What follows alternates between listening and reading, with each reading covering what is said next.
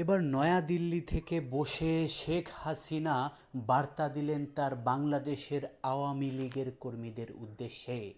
তিনি বলেছেন, তোমরা কেউ মাঠ ছেড়ে যাবে না, আমি আছি, আমি থাকব এবং আমি তোমাদের সঙ্গে ছিলাম।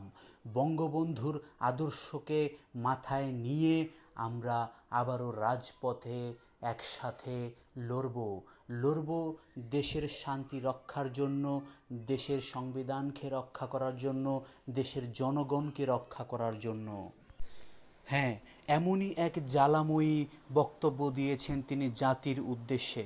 শেখ হাসিনা বলেছেন আরও অনেক কিছু, অনেক কথা আছে যেগুলো তিনি বাংলাদেশের মাটিতে এসে সরাসরি তার কর্মীদের উদ্দেশ্যে বলতে চান। এরকম কথায় জ্বালাময়ী হয়ে উঠেছেন তার সকল কর্মীরা। তো এখন দেখার বিষয়, বাংলাদেশের ভবিষ্যৎ কার হাতে। আবারও কি শেখ হাসিনা তার নিজের করে নিতে পারবেন কিনা তার বাবার আদর্শকে এবং বাংলাদেশকে, নাকি অন্যের হাতেই চলে যাবে বাংলাদেশ? এটা শুধুমাত্র এখন সময়ের দাবি। তো বন্ধুরা, এই ব্যাপার নিয়ে আপনাদের কি মতামত অবশ্যই জানাতে ভুলবেন না। আর আপনাদের যদি ভিডিওটি ভালো লেগে থাকে তাহলে অবশ্যই লাইক, কমেন্ট, শেয়ার করবেন এবং আমাদের চ্যানেলটিকে সাবস্ক্রাইব করে আমাদের সাথেই থাকবেন। ধন্যবাদ।